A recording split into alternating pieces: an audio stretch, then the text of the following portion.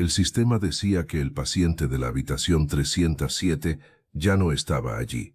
El problema era que yo podía verlo desde el pasillo. Y 40 minutos después, su nombre también había desaparecido. Me llamo Lucía Herrera. Entonces trabajaba en el turno nocturno de admisiones y registros de un hospital privado a las afueras de Tucson. Mi trabajo no era médico. Yo comprobaba camas, episodios, pulseras y movimientos. En otras palabras, debía asegurarme de que cada persona dentro del edificio también existiera dentro del sistema. Por eso me fijé en la 307. Eran las 2:19 de la madrugada. Estaba cerrando el censo cuando la habitación cambió de color en mi pantalla. Verde, disponible. Hasta ese momento, la 307 estaba ocupada por Arturo Méndez, 68 años, ingresado 2 días antes por una complicación respiratoria. Me levanté para llevar unos formularios a enfermería. La 307 quedaba al final del corredor. La puerta estaba entreabierta. Vi la cama. Vi una bolsa de suero. Y vi a un hombre bajo las mantas. Volví a recepción. Abrí el sistema. Habitación 307. Disponible. Paciente Arturo Méndez. Alta registrada. 1:58. Miré el reloj. 2:23. Si Arturo había recibido el alta 25 minutos antes, ¿por qué seguía conectado a un monitor? Pensé en la explicación más sencilla. A veces un alta se cerraba antes de que el paciente saliera físicamente. Una familia podía tardar. Enfermería podía demorar el último paso. Abrí el detalle. Destino, domicilio, estado estable, transporte familiar. Eso no encajaba con el hombre que acababa de ver. Llamé a la estación de enfermería. Contestó Clara Beltrán. Clara, el señor Méndez ya se va. Hubo una pausa. ¿Quién? Arturo Méndez, 307. Escuché teclas. Aquí no tengo ningún Méndez en 307. Lo sé, por eso llamo. ¿Qué ves tú? Alta a la 1:58. Entonces se fue. Está en la habitación. Silencio. ¿Estás segura? Acabo de pasar por delante. Clara bajó la voz. No entres. Voy para allá. Volví a buscar a Arturo por nombre. Nada. Por fecha de nacimiento. Nada. Por número de episodio. Registro no disponible. Eso ya no era normal. Un paciente dado de alta podía pasar al historial, pero no debía desaparecer para una usuaria de registros. Clara llegó a la 307. Entró, revisó el monitor y luego miró la pulsera del paciente. Salió con un lector portátil. La pulsera dice Arturo Méndez. Eso esperaba. No. Mira, escaneó el código. Es 771.304. Después apareció una advertencia. Paciente no asociado a episodio activo. Me llamo Lucía Herrera, dijo. Puede ser un alta mal cerrada. No con medicación corriendo. La pregunta cambió en ese instante. Ya no era por qué Arturo seguía en la habitación. Era cómo podía seguir recibiendo tratamiento después de que el sistema dijera que ya se había ido. Clara llamó al supervisor nocturno. Mateo Ruiz llegó 7 minutos después. Era tranquilo, práctico y difícil de alterar. Miró el monitor, la pulsera y nuestras pantallas. Probablemente es una migración tardía. ¿A dónde? Pregunté. Observación. No aparece en observación. Mateo se sentó en una terminal. Marca la cama como bloqueada y sigue con tu cierre. No puedo bloquearla sin paciente asociado. Yo lo hago. Entró con su usuario. La 307 cambió de verde a gris. Fuera de servicio. Listo. ¿Y Arturo? Lo maneja el equipo clínico. Su expediente desapareció. No desapareció. Búscalo. Mateo no lo hizo. Lucía, no es tu función. Era técnicamente cierto, pero esto no era una decisión médica. Era un paciente físicamente presente sin episodio activo. Si está dentro del hospital, necesito saber bajo qué episodio está. Se corregirá. ¿Quién registró el alta? Mateo cerró la ventana. Déjalo. Clara me tocó el brazo. Volví a mi puesto. A las 2:41 Imprimí el censo que había guardado antes del cambio. 307. Arturo Méndez, E771.304. Luego imprimí el censo actual. 307. Fuera de servicio, sin nombre. Guardé ambos. A las 2:56, la 307 volvió a verde. Disponible. Abrí la cama. Nueva reserva. Gabriel Torres. Ingreso previsto. 3:30. Miré hacia el pasillo. Arturo seguía allí. Llamé a Clara. Van a meter a otro paciente en la 307. ¿Qué? A las 3:30. Clara fue a buscar a Mateo. Yo abrí la reserva. Gabriel venía de urgencias. Dolor abdominal. Estable. Nada raro. El sistema estaba asignando una cama ocupada. Eso significaba que alguien no solo había cerrado el episodio de Arturo, había liberado su habitación. A las 3:07, Mateo regresó. La asignación se cambió. Refresqué. Gabriel ahora iba a la 309. ¿Quién corrigió la 307? Yo. ¿Y Arturo?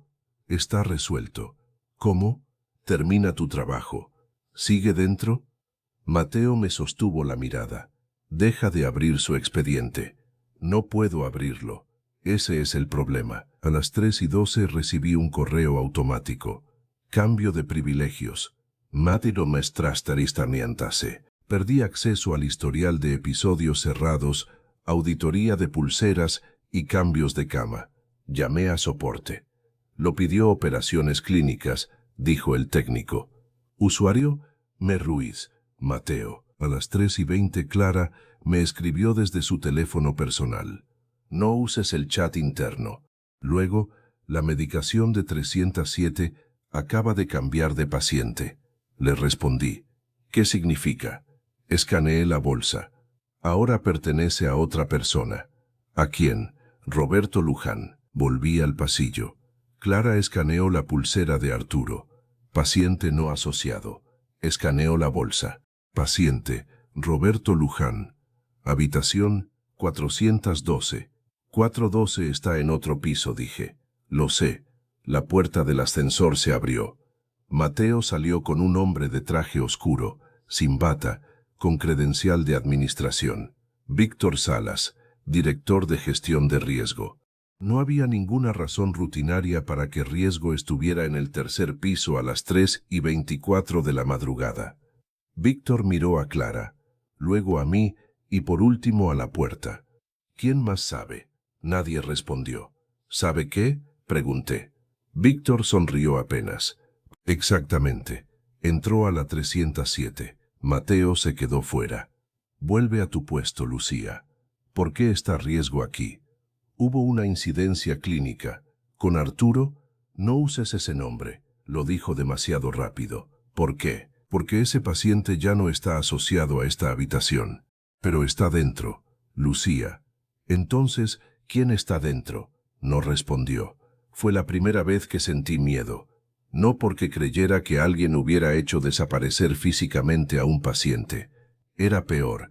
El hombre seguía allí. Lo que estaba desapareciendo era todo lo que demostraba que alguna vez había estado. A las 3:31 ocurrió algo que todavía no encajaba con ninguna explicación administrativa. El monitor de signos vitales de la 307 seguía transmitiendo datos al puesto de enfermería. Clara me mostró la pantalla central. La habitación no tenía paciente activo, pero el monitor seguía enviando frecuencia cardíaca, saturación y presión bajo un identificador temporal. ¿De quién son esos datos?, pregunté. Del hombre que está en la cama. Eso no es lo que pregunto. Clara entendió. Abrió el detalle del dispositivo. El campo de paciente estaba vacío. Solo aparecía el número físico del monitor y la habitación 307, Everinire con seri de Vermenta.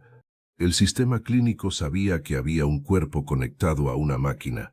El sistema administrativo decía que no había paciente asociado a esa cama.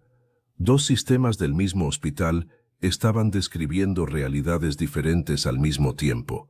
Clara hizo una captura desde la terminal clínica y anotó la hora. No tocó nada más. Si alguien corrige esto después, Al menos sabemos qué mostraba ahora. A las 3:36, el identificador temporal apareció vinculado a Roberto Luján durante menos de un minuto. Luego volvió a quedar vacío. No podíamos saber todavía si había sido una corrección automática o una intervención humana, pero ya teníamos un patrón. Cada vez que el sistema intentaba resolver la identidad de Arturo, el nombre de Roberto aparecía cerca. Eso convirtió a Roberto en una pregunta, no en un sospechoso. ¿Quién era? ¿Qué relación tenía con la medicación? ¿Por qué su identidad aparecía dentro de una habitación en otro piso?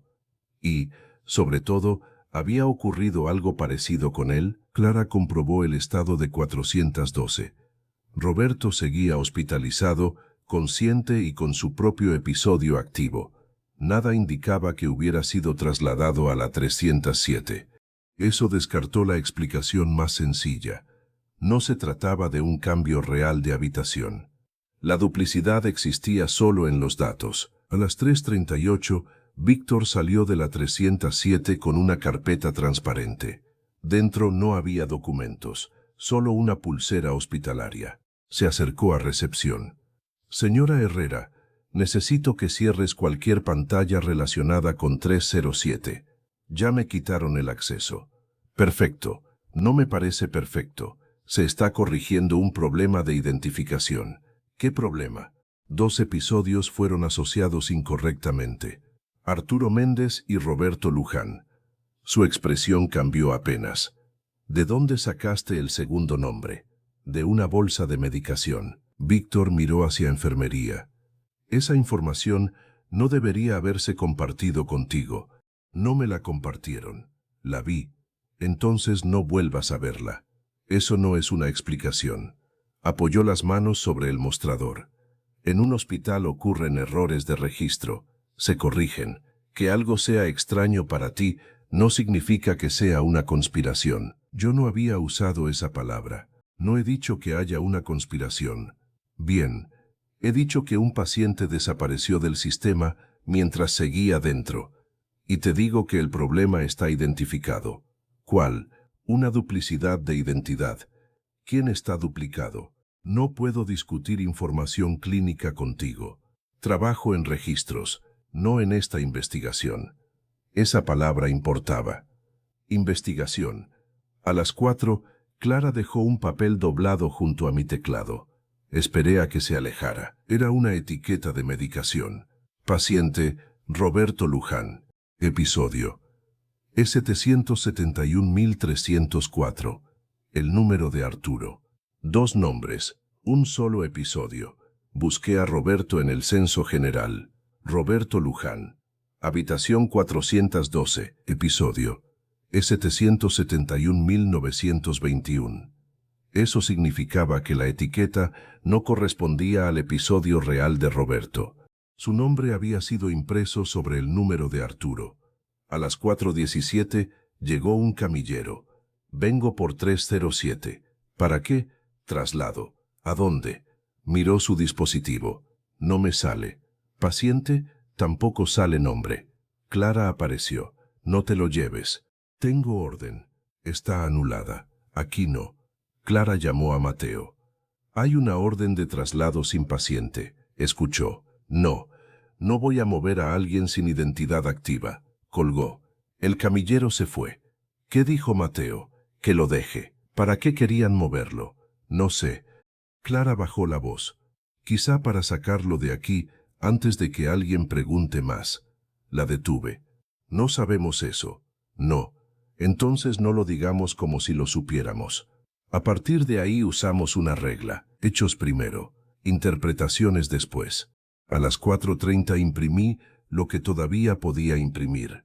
La etiqueta, el censo anterior, la cama disponible, la nueva reserva y el correo de reducción de permisos.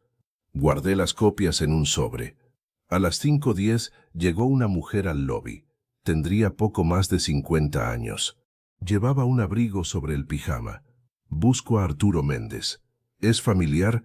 Soy su hija, Daniela. Le pedí identificación. Coincidía con el contacto que recordaba. Busqué a Arturo. Nada. Daniela me observó. ¿Qué pasa? Estoy comprobando la unidad. Me llamaron. ¿Quién? Un médico. Dijo que había tenido un cambio y que viniera. ¿A qué hora? Hace 20 minutos. Eso colocaba la llamada alrededor de las 4:50, casi 3 horas después del supuesto alta a domicilio. Llamé a enfermería. Tengo a la hija del señor Méndez abajo. Silencio. Espera. Daniela se acercó al mostrador. ¿Está bien? Clara bajó unos minutos después. Está siendo atendido. ¿Puedo verlo? Todavía no. ¿Por qué? Necesito que venga el médico. Daniela empezó a llorar en silencio. Me dijeron que viniera rápido. Clara la llevó a una sala privada. A las 5:34, la 307 cambió de estado. Plan, limpieza.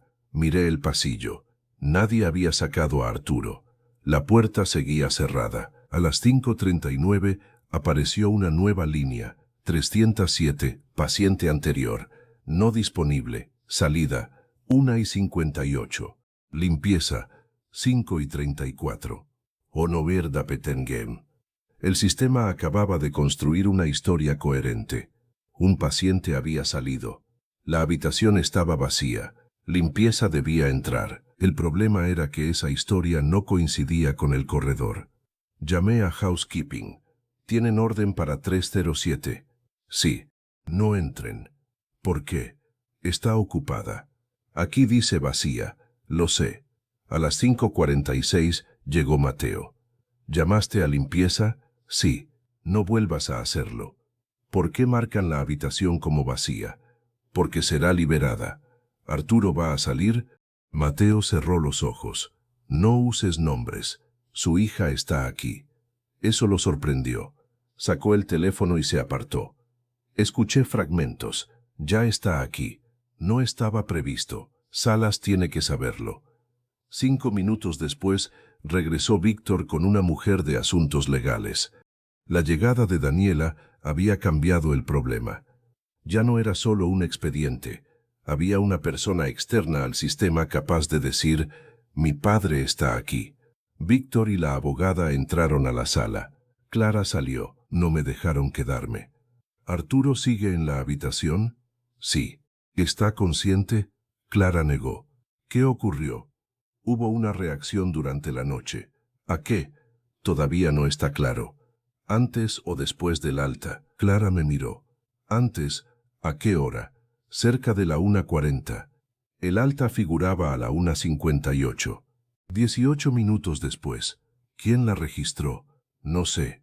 La secuencia ya era distinta. Reacción clínica. 18 minutos después. Alta a domicilio. Después, desaparición del episodio. Luego, otra identidad vinculada. A las 6:12, Daniela salió de la sala. Quiero verlo, dijo. En cuanto el equipo termine, respondió Víctor. Me dijeron por teléfono que había sido trasladado. Yo levanté la mirada. Víctor también. ¿Trasladado a dónde? No sé. Me dijeron que viniera porque iban a moverlo. Clara me miró. El camillero. La orden sin nombre. A las 6:20 abrí la cola de transportes internos. Mi acceso todavía funcionaba allí. Busqué 307. Encontré una orden cancelada.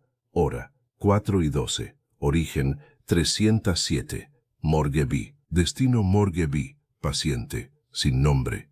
Episodio E771.304. El número de Arturo. No significaba que alguien hubiera declarado muerto a Arturo. La orden podía ser un error, una plantilla o una selección equivocada, pero era un hecho imposible de ignorar. Oh, el episodio de un paciente vivo había aparecido en una orden hacia el morgue, y su nombre ya no estaba unido a él. Tomé una fotografía de la pantalla. Actualicé. La orden seguía allí. Abrí el detalle. Creada. 4:12. Usuario. V. Salas. Víctor Salas. Cancelada. 4:19. Usuario M.R. Ruiz. Mateo Ruiz. Mi primera reacción fue inmediata. Ellos lo habían hecho, pero me obligué a detenerme. Una orden extraña no demostraba una intención. Así que busqué otros transportes creados por BIE Salas esa noche. Encontré 3. Laboratorio, radiología, morgue B. Todas usaban E771.304. Las 2 primeras habían sido canceladas en segundos. La del morgue duró 7 minutos. Eso podía significar que Víctor estaba probando destinos, o que estaba corrigiendo un fallo repetidamente. Todavía no sabía cuál. A las 6:40 llegó el relevo de mañana. Más médicos, más enfermeras, familiares, teléfonos, carros de desayuno. Lo que a las 3 parecía enorme, empezó a esconderse dentro de la rutina. La 307 seguía cerrada. Yo debía terminar a las 7. No me fui. Mientras Daniela esperaba, ocurrió otro detalle pequeño. A las 5:22, el sistema de visitas imprimió automáticamente una etiqueta con el nombre de Arturo cuando Clara intentó registrar a su hija. La etiqueta salió, pero segundos después, la pantalla mostró «Paciente no disponible». Daniela vio su nombre en el papel. Entonces sí está aquí. No supe qué decir. Ese trozo de papel tenía algo que nuestras pantallas ya no tenían. Una relación directa entre Arturo, el hospital y esa mañana.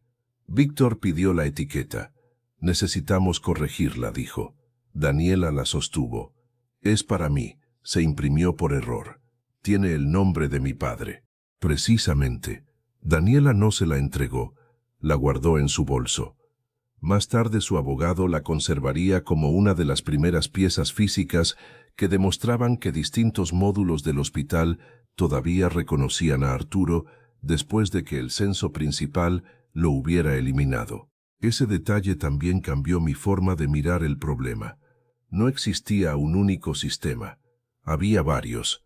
Admisiones, medicación, monitores, visitas, transporte, camas. Algunos todavía veían a Arturo, otros no. La desaparición no era total, era fragmentada.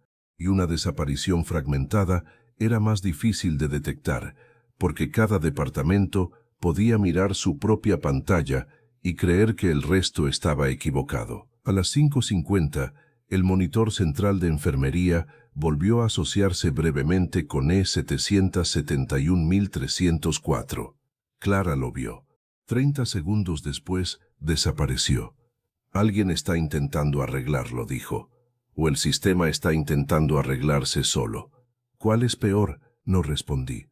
Todavía no sabíamos si detrás de cada cambio había una persona, pero sí sabíamos que las correcciones no estaban convergiendo hacia una sola versión. Estaban creando más versiones. A las 7:05, mi supervisora Elena Pardo apareció frente a recepción. Lucía, acompáñame. Fuimos a una oficina. Mateo estaba allí. También Víctor y la abogada. Sobre la mesa había una hoja. Suspensión administrativa con goce de sueldo. ¿Por qué? Elena respondió. Accediste a información clínica fuera de necesidad operacional. Mi trabajo es registros. Tu acceso fue limitado y continuaste buscando. Porque un paciente desapareció de mi censo mientras seguía hospitalizado. Víctor intervino. Ese lenguaje no es correcto. ¿Cuál prefieres? Se produjo una vinculación temporal incorrecta de episodios. ¿Y la orden al morgue? La abogada levantó la mirada. Elena parecía no saber de qué hablaba. ¿Qué orden? Ahí entendí que no todos estaban dentro de la misma historia. Una orden creada desde el usuario de Víctor a las 4:12. Víctor no negó que existiera. Fue anulada. Eso no explica por qué se creó. La abogada cerró su carpeta.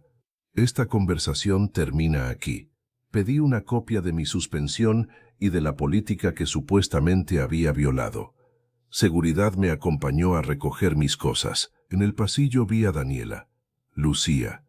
No sabía cómo conocía mi nombre. Clara me dijo que trabajabas en registros. Miré hacia la oficina. No puedo hablar de información clínica.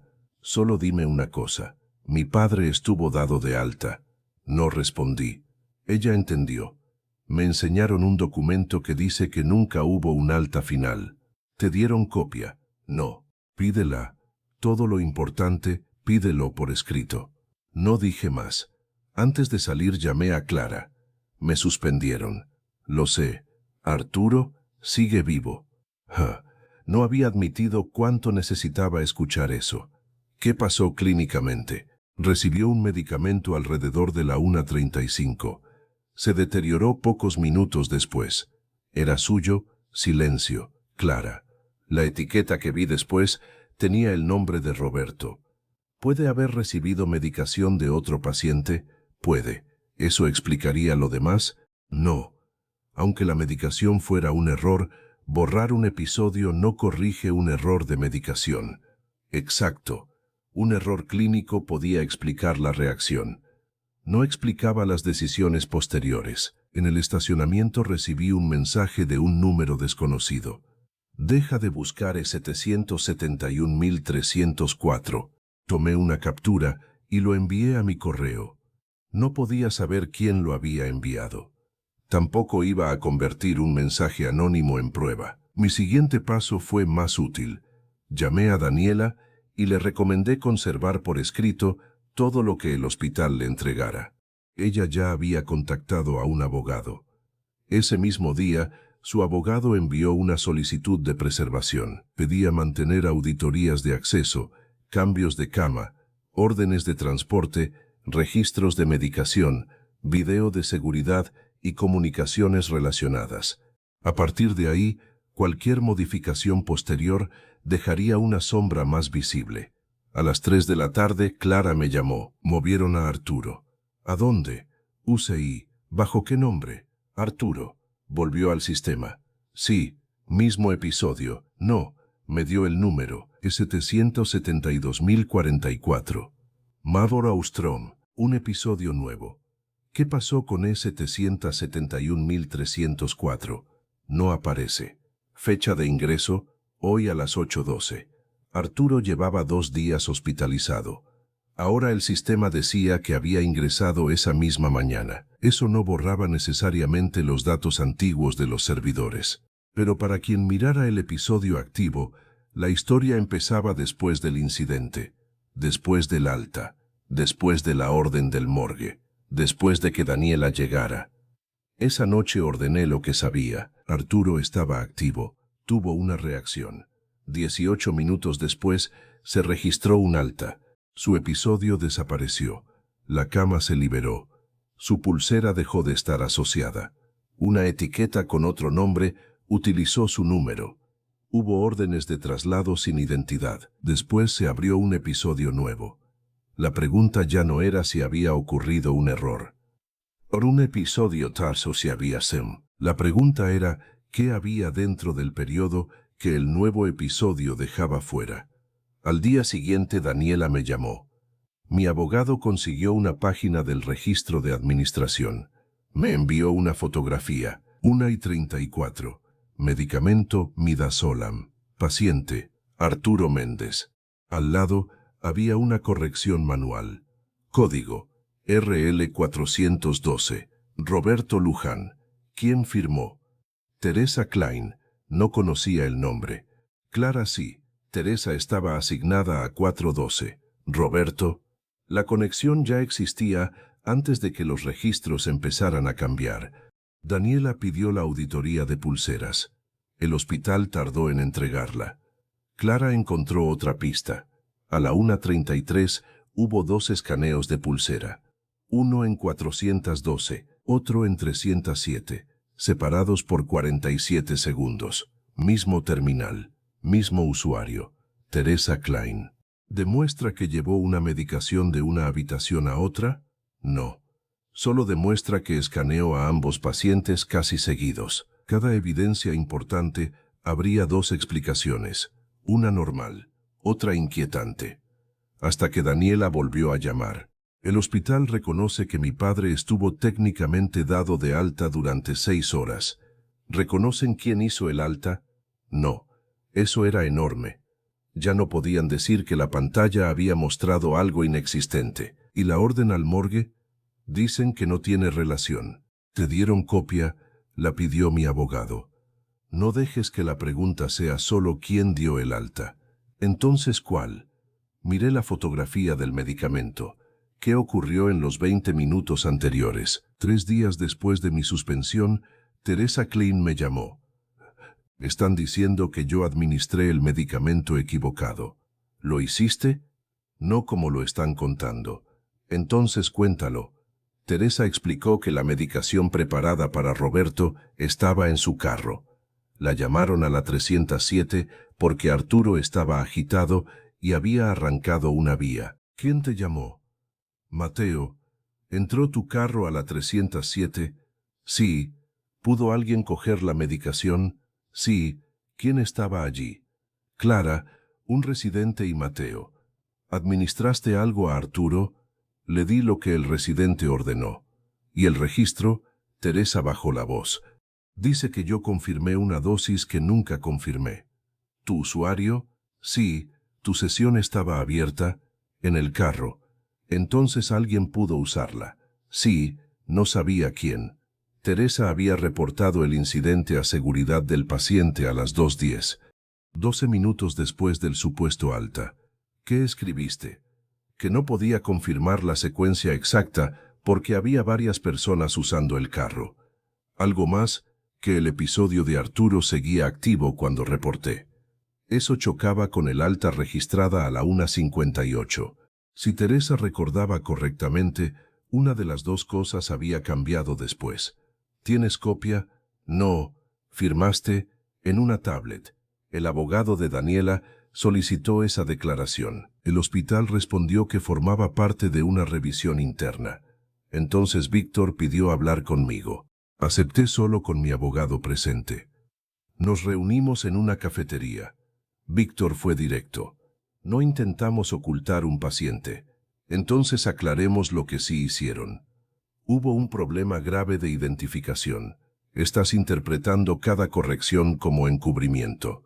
¿El alta fue una corrección? Fue un cierre erróneo. ¿Quién lo hizo? No lo sé todavía. La orden al morgue fue mía. No esperaba la admisión. ¿Por qué? Estaba intentando localizar el episodio dentro de la cola de transporte. Usando Morgue B, probé varios destinos porque el sistema no permitía mover un episodio sin unidad activa. Era una explicación posible. ¿Por qué desapareció el episodio? Porque alguien lo fusionó. Con Roberto, temporalmente. ¿Quién? Eso investigamos. ¿Desde cuándo? Víctor me miró. Desde antes de que tú empezaras a imprimir cosas. La frase cambió el centro de la historia. Antes, el evento de medicación generó una alerta automática a la 1:41. Antes del alta, antes de la cama verde. Ya sabían que algo estaba mal. ¿Por qué no bloquearon el expediente? Intentamos hacerlo. ¿Y terminaron haciéndolo desaparecer? No fue intencional. ¿Qué ocurrió? Víctor dudó. Una fusión incorrecta. La conversación ya no trataba de si existió una anomalía. Trataba de cómo empezó. Durante los 2 días siguientes, Daniela y su abogado construyeron una cronología externa al hospital. No dependía de una sola base de datos. Usaron llamadas, mensajes, fotografías, la etiqueta de visitas y los horarios que cada persona recordaba. La llamada que recibió Daniela a las 4:50 había salido de una extensión interna. El hospital confirmó la extensión, pero no quién había marcado. El mensaje decía que su padre sería trasladado. No mencionaba alta, no mencionaba UCI, no mencionaba morgue. Ese lenguaje encajaba con la orden de transporte sin nombre, pero no demostraba que ambas cosas fueran parte de una misma decisión. Aún así, la hora era importante. La llamada ocurrió después de que la orden al morgue hubiera sido cancelada y antes de que Daniela llegara. Parecía que alguien esperaba que Arturo cambiara de ubicación. La pregunta era ¿a cuál? El abogado pidió los logs del teléfono interno.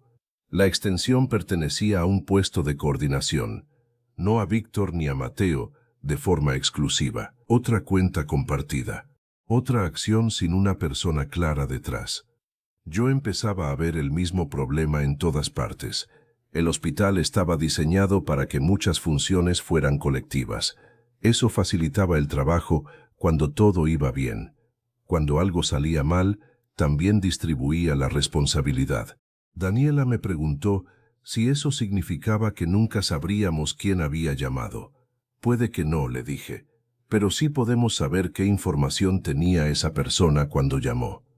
Eso nos llevó a los horarios de la unidad.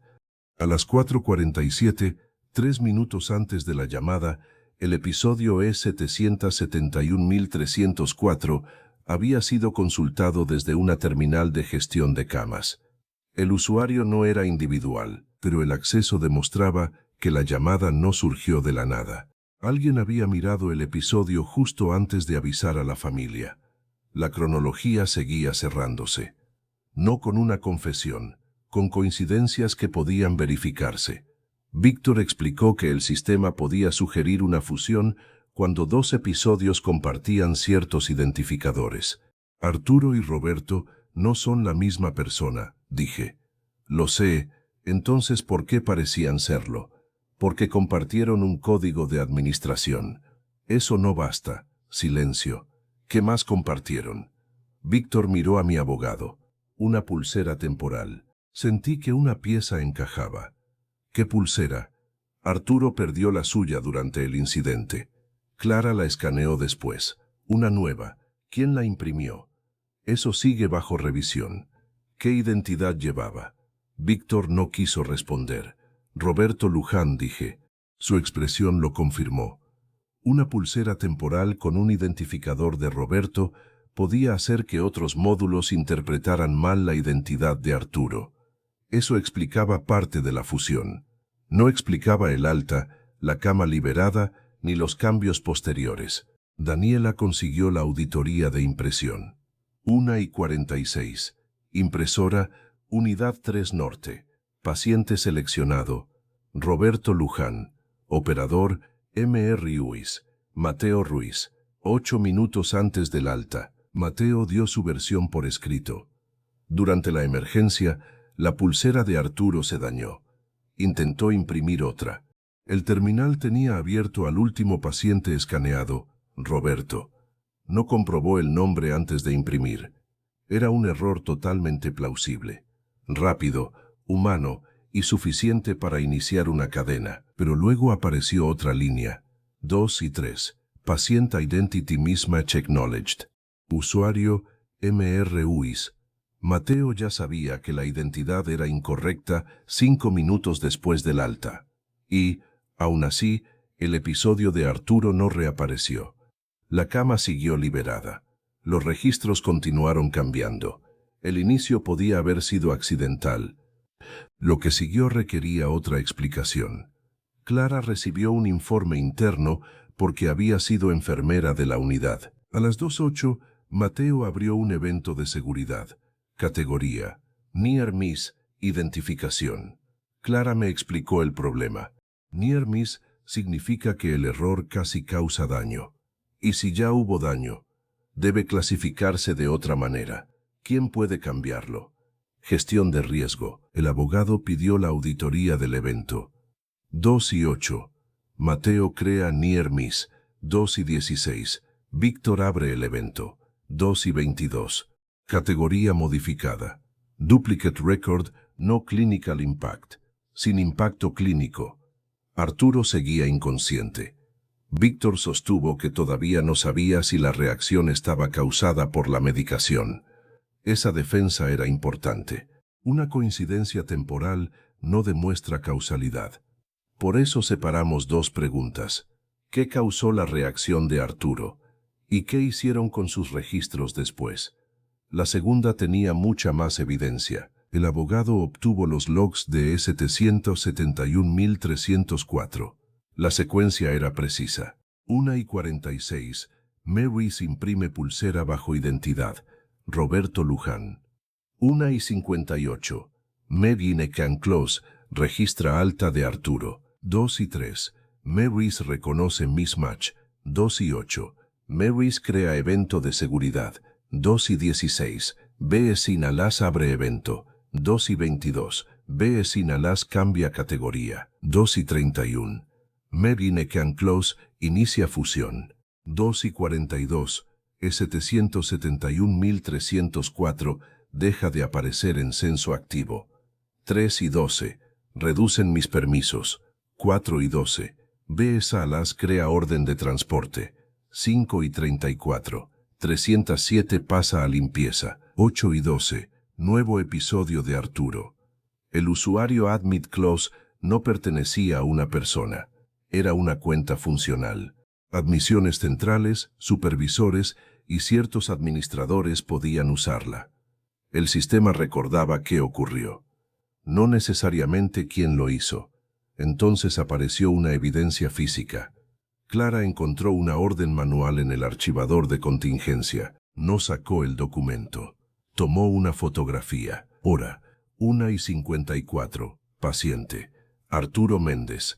Habitación 307. Orden. Hold discharge. Verify identity before transfer. Detener el alta. Verificar identidad antes de traslado. La hora era 4 minutos anterior al cierre del episodio. ¿Quién la firmó? No reconozco la firma. Teresa sí. Es del residente Andrés Molina.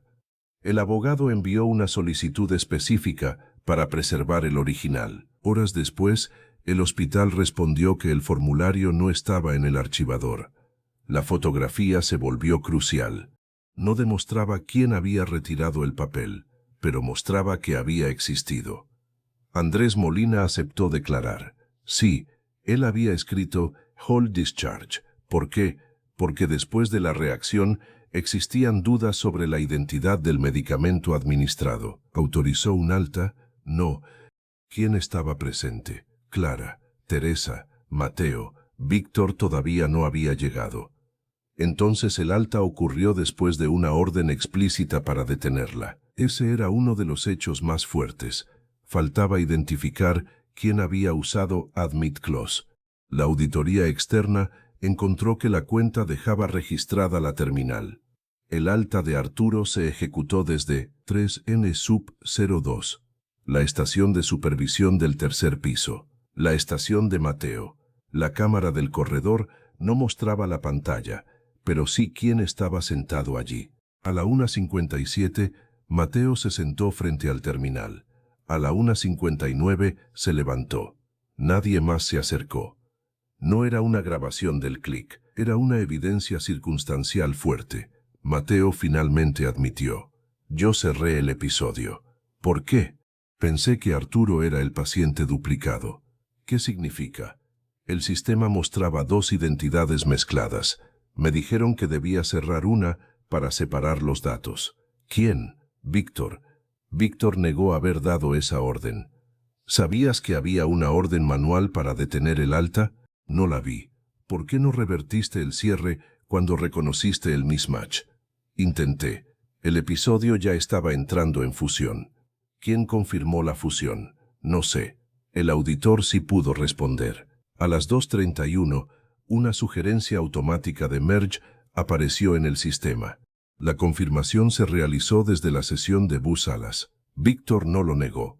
Era una medida temporal. ¿Para qué? Separar el episodio afectado del resto de la historia médica. ¿Sabías que Arturo seguía en 307? Sí. ¿Sabías que el sistema lo mostraba dado de alta? Sí. Entonces confirmaste una fusión mientras el paciente seguía hospitalizado. Víctor respiró. Confirmé una fusión para preservar la integridad de datos. La frase sonaba limpia. El resultado no. Arturo desapareció del censo. Su cama quedó disponible. Sus registros se separaron de su identidad real, y el equipo empezó a trabajar con excepciones. Hasta ese momento yo había buscado una acción grande, un momento en que alguien decidiera borrar a un paciente. La auditoría mostraba algo distinto. No había un botón mágico, había una secuencia, una pulsera incorrecta, un cierre apresurado, una clasificación discutible, una fusión confirmada durante atención activa, una cama liberada, una orden de transporte sin identidad, un episodio nuevo. Cada acción podía tener una explicación individual. Juntas producían un resultado que ninguna explicación aislada podía describir. Arturo seguía dentro. pero ninguna pantalla activa contaba ya toda su historia. Ese fue el punto más importante de la investigación. No necesitábamos demostrar una conspiración para demostrar que el sistema había dejado de representar la realidad. Y entonces surgió la pregunta más incómoda. ¿En qué momento el error dejó de ser solo un error? La auditoría también encontró un correo interno enviado a las 2:27. No tenía lenguaje incriminatorio. Precisamente por eso era útil. Asunto: Identity Integrity, 307. Víctor escribió a Mateo y a Admisiones Centrales. Do not propagate current episode until identity reconciliation is complete. No propagar el episodio actual hasta completar la reconciliación de identidad. Su abogado sostuvo que era una instrucción técnica para evitar que datos incorrectos siguieran copiándose a otros sistemas. Podía ser cierto, pero el correo tenía una consecuencia práctica. Si el episodio actual no debía propagarse, cada departamento necesitaba una forma alternativa de seguir trabajando con Arturo. Eso explicaba por qué aparecieron identificadores temporales, una cama bloqueada, transportes sin nombre y finalmente un episodio nuevo. La intención podía ser preservar integridad. El efecto era fragmentar la presencia digital del paciente. El auditor hizo una observación que cambió nuestra comprensión de la noche. Ninguna de las acciones, tomada aisladamente, había sido diseñada para borrar a Arturo. El problema surgió de la interacción entre ellas. El alta cerró una puerta, la fusión cerró otra. La instrucción de no propagar el episodio impidió que algunos módulos recuperaran la identidad. El nuevo ingreso abrió una historia limpia. La cama liberada actuó como si la historia anterior hubiera terminado. Cuando esas piezas se alinearon, el sistema produjo una conclusión falsa sin que ningún módulo individual tuviera que contener una mentira completa. Eso hizo más difícil hablar de intención. También hizo imposible llamar a todo aquello un simple error. Un error puede ser accidental. Una cadena sostenida de correcciones después de conocer el error ya exige decisiones. La auditoría externa tardó semanas. Mientras tanto, Daniela visitaba a su padre en UCI. Arturo sobrevivió. Su recuperación fue lenta. Durante varios días no pudo explicar qué recordaba de la madrugada del incidente. Eso también limitaba lo que podía probarse. No había testimonio del propio paciente sobre la medicación. No había una grabación dentro de la habitación. No había una confesión. Había registros, y los registros exigían cuidado. La auditoría concluyó que el incidente de medicación podía haber contribuido al deterioro de Arturo. No dijo que lo causara con certeza. Esa diferencia importa. También concluyó que la gestión posterior de identidad fue deficiente. Señaló una pulsera temporal impresa bajo la identidad equivocada, cierre prematuro del episodio, fusión de registros durante atención activa, fallos de comunicación, liberación de cama sin comprobación física y trazabilidad insuficiente de cuentas funcionales. No apareció una línea que dijera encubrimiento coordinado. Eso tampoco podía afirmarse. La evidencia mostraba acciones, no una mente compartida. Daniela presentó una demanda. El hospital negoció antes de un juicio completo. Eso dejó preguntas sin una respuesta pública definitiva. Mateo dejó su puesto meses después. Víctor también. Teresa terminó trabajando en otra institución. Clara permaneció un tiempo más. Yo no regresé. Mi suspensión terminó en un acuerdo laboral. El hospital no admitió represalias. Yo no podía demostrar quién había ordenado reducir mis permisos ni con qué intención exacta, aunque el cambio hubiera partido de una solicitud operativa durante la noche. Lo que sí podía demostrar era la secuencia, y la secuencia era suficiente para comprender cómo alguien podía desaparecer sin moverse. El error inicial quizá fue la pulsera. Mateo pudo imprimirla deprisa durante una emergencia sin mirar el nombre. Eso era creíble. El cierre del episodio pudo ser una mala corrección. También era posible. Víctor pudo clasificar el evento como documental. porque todavía no conocía la relación entre medicación y deterioro. Otra explicación posible. La fusión pudo buscar preservar datos contaminados, también.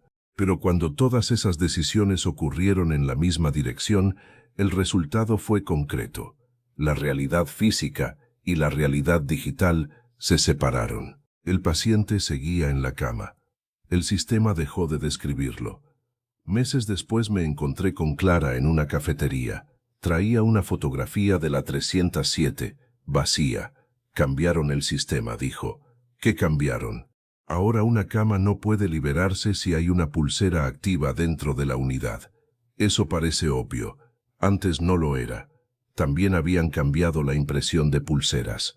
Si alguien intentaba imprimir una fuera de la habitación asignada, aparecía una segunda confirmación con nombre, fecha de nacimiento y fotografía. 2 pasos, unos segundos. ¿Eso habría evitado lo de Arturo? Probablemente habría detenido la pulsera equivocada.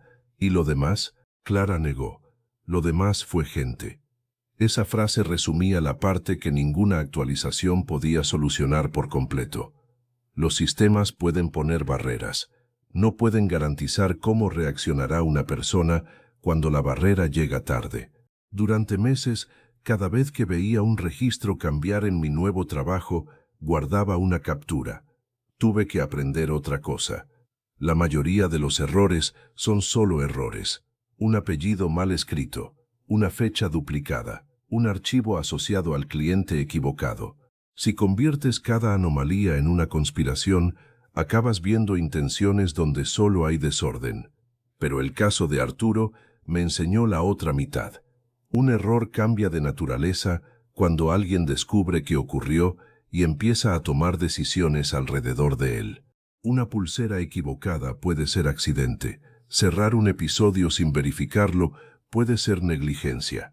Cambiar una categoría puede ser criterio profesional. Fusionar registros puede ser una corrección. Liberar una cama puede ser automatización. Por separado, cada acción tiene una defensa. Por eso la secuencia completa importa más. Daniela me permitió leer parte de la respuesta final del hospital. Había una frase que nunca olvidé. Las acciones posteriores al incidente fueron realizadas con la intención de preservar continuidad operacional durante una discrepancia de identidad. Continuidad operacional. Sonaba razonable. Y quizá algunas personas actuaron exactamente con esa intención. Mantener el hospital funcionando. Evitar que 2 historias clínicas siguieran mezclándose. Continuar el tratamiento. Corregir datos. El problema era que preservar la operación había terminado separándose de una historia muy sencilla. Arturo Méndez estaba en la habitación 307. Había sufrido una reacción. Cualquier corrección posterior debía empezar desde ese hecho. Cuando esa línea se perdió, el sistema pudo construir una historia ordenada. Un paciente dado de alta. Una cama disponible. Un evento sin impacto clínico confirmado. Una identidad duplicada. Un nuevo episodio abierto. Todo parecía coherente, excepto por el hombre conectado a un monitor dentro de la habitación. Un periodista local publicó una nota meses después. El titular hablaba de errores de identificación en un hospital de Arizona. Nada sobre pacientes desaparecidos, nada sobre una orden al morgue. Y estaba bien. Las palabras más dramáticas no siempre son las más correctas. La orden al morgue existió, pero nunca se ejecutó. Víctor dijo que estaba probando rutas de transporte. Mateo la canceló. No había evidencia suficiente para afirmar que alguien pensara que Arturo estaba muerto o quisiera enviarlo allí. El alta existió. Mateo admitió haber cerrado el episodio. Dijo que intentaba separar una identidad duplicada. Podía ser una mala decisión. No teníamos una grabación de su intención. La pulsera incorrecta existió. La imprimió Mateo. Ocurrió durante una emergencia. Podía haber sido exactamente el tipo de error humano que un segundo control intenta prevenir. La fusión existió. Víctor la confirmó sabiendo que Arturo seguía hospitalizado. Ese era uno de los hechos más difíciles de justificar. Aún así, Sostuvo que intentaba preservar integridad de datos. No pudimos demostrar que su objetivo fuera ocultar un daño clínico. La evidencia tenía límites. Var era impratintus, y esos límites hacían la historia más real, no menos inquietante. Porque las instituciones rara vez funcionan como una mesa donde todos acuerdan hacer algo malo. Funcionan como cadenas. Una persona pulsa un botón, otra interpreta el resultado, otra corrige una parte, otra protege su departamento, otra supone que alguien ya verificó el problema. Al final, nadie siente que haya creado el resultado completo. La responsabilidad se repartió. Supervisión clínica por la pulsera, admisiones por el cierre, riesgo por la clasificación, tecnología por las cuentas funcionales, gestión de camas por permitir que una habitación ocupada apareciera disponible, farmacia por los controles de medicación. No hubo una sola flecha, hubo un círculo. Todos podían señalar una parte. Nadie podía decir que todo fuera suyo. Eso me devolvió a la primera imagen. Yo no había visto una conspiración. Vi un pequeño cuadrado verde, una cama disponible, nada más. Si hubiera mirado otra pantalla, quizá todo habría seguido. Un camillero habría llegado. La 307 se habría bloqueado en el último momento. Arturo habría terminado en UCI con un episodio nuevo. Por la mañana, alguien habría visto a un paciente correctamente admitido. Quizá nadie habría preguntado qué había ocurrido con el episodio anterior hasta mucho después. No puedo saberlo, y ahí aparece el verdadero qué habría pasado si. No depende de imaginar un crimen, depende de imaginar una ausencia de atención. ¿Y si yo hubiera confiado en el color verde? ¿Y si Clara no hubiera escaneado la pulsera? ¿Y si Daniela hubiera llegado una hora más tarde? La mayoría de la cadena podía haber quedado escondida no porque alguien la borrara perfectamente, sino porque nadie volviera a comparar la pantalla con la habitación. El informe externo incluyó además una prueba sencilla que me pareció más poderosa que muchas páginas técnicas. Los auditores reconstruyeron el estado del hospital exactamente a las 3 de la mañana utilizando copias de seguridad. En una pantalla, la 307 aparecía disponible. En otra, el monitor de la 307 transmitía signos vitales. En una tercera, la pulsera E771304 no tenía episodio activo. En farmacia, una etiqueta relacionada con ese mismo número mostraba a Roberto Luján. En transporte, todavía no existía paciente asociado. 5 módulos, 5 respuestas distintas a una pregunta básica. ¿Quién estaba en la habitación 307? El auditor escribió que el hospital había perdido Single Patient Identity Continuity, continuidad única de identidad del paciente.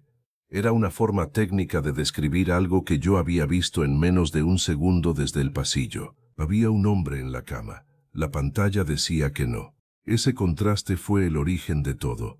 El informe también señaló que varios empleados actuaron intentando resolver problemas reales. Eso impedía reducir la historia a buenos y malos. Clara intentó mantener tratamiento seguro. Teresa intentó explicar por qué su usuario aparecía en una administración que no reconocía. Mateo dijo que intentaba separar 2 identidades. Víctor dijo que intentaba impedir que datos contaminados se propagaran. Admisiones necesitaba que el paciente tuviera un episodio válido. Gestión de camas necesitaba saber si la habitación estaba ocupada. Cada objetivo tenía sentido. El fracaso apareció entre ellos. Nadie poseía al mismo tiempo la realidad física, la clínica y la administrativa. Y cuando nadie posee la imagen completa, una corrección local puede convertirse en un problema global. Hay una tentación al contar una historia después de los hechos. Convertir cada detalle en una pista perfecta. No lo fue.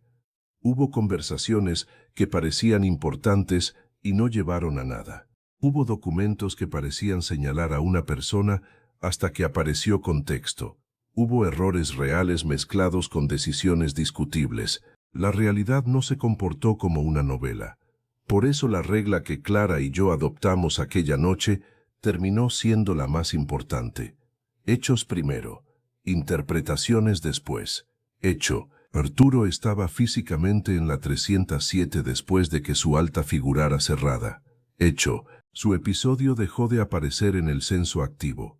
Hecho: una pulsera temporal con identidad de Roberto Luján fue impresa desde la sesión de Mateo. Hecho: Mateo reconoció la discrepancia pocos minutos después. Hecho: existió una orden manual para detener el alta antes de que el episodio fuera cerrado.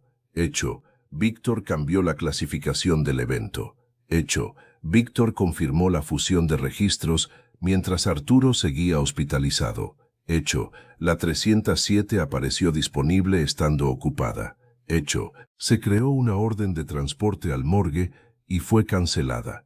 Hecho: horas después se abrió un episodio nuevo para Arturo. Hecho: el hospital reconoció errores de identificación y documentación. Lo que no pudimos demostrar, que Mateo imprimiera la pulsera incorrecta deliberadamente, que alguien quisiera enviar físicamente a Arturo al morgue, que Víctor ordenara borrar a Arturo para esconder una negligencia, que todas las personas implicadas actuaran coordinadas, que la medicación fuera la única causa de su deterioro. Separar esas dos listas importa. Si conviertes una historia de evidencia en una historia de certezas que nunca existieron, dejas de investigar lo ocurrido y empiezas a construir lo que quieres que haya ocurrido. Una vez Daniela me preguntó: ¿por qué seguiste mirando? No supe qué responder. No me consideraba valiente. No intentaba descubrir un secreto. Al principio solo quería cuadrar una cama. La 307 estaba verde. Yo había visto a un hombre dentro. Esa contradicción fue suficiente. Quizá quienes trabajan con registros desarrollan una relación extraña con los errores. Un dato pequeño puede romper todo el mapa. Si una cama está vacía y no está vacía, ¿qué otra cosa estás dando por cierta solo porque aparece en una pantalla? Y cuando intentas corregirlo y la información cambia mientras la observas, el problema deja de ser técnico. Se convierte en confianza. Confiamos en sistemas porque reducen el mundo a estados simples: activo, cerrado, disponible, trasladado, alta, pendiente. Pero las personas no cambian de estado tan limpiamente. Un paciente no deja de estar allí porque un campo cambia a verde. Un incidente no deja de importar porque alguien cambie su categoría. Una historia no comienza desde cero porque abras un episodio nuevo. El cuerpo sigue allí. La familia recuerda. Las personas presentes recuerdan. Y los objetos también dejan rastros. Una pulsera, un formulario, un escaneo, una cámara, un horario. Por eso existen auditorías. Los sistemas sobrescriben, fusionan, cierran y archivan. La noche de Arturo, demasiadas simplificaciones ocurrieron demasiado rápido. Cada una hizo más difícil ver la anterior. Cuando pienso en aquella madrugada, el detalle que más me inquieta no es la orden al morgue. Es tentador elegirla porque suena terrible, pero fue cancelada. No sabemos qué intención había detrás. Tampoco es la pulsera de Roberto. Ese error pudo suceder en segundos, ni siquiera es el alta. Mateo admitió haberla hecho y dio una explicación. Lo que más me inquieta es algo mucho más pequeño. La 307 volvió a verde, disponible. Un sistema entero estaba preparado para aceptar a una nueva persona en una habitación donde todavía había otra. No porque nadie supiera que Arturo existía, sino porque, durante unas horas, distintas partes del sistema dejaron de contar la misma historia. Ese fue el verdadero peligro, no que una persona pudiera desaparecer físicamente, que pudiera quedar dividida entre suficientes registros como para que cada parte creyera que otra estaba haciéndose cargo. Daniela me contó que Arturo nunca recordó aquella noche. Para él faltaban horas. Ella sí las recordaba.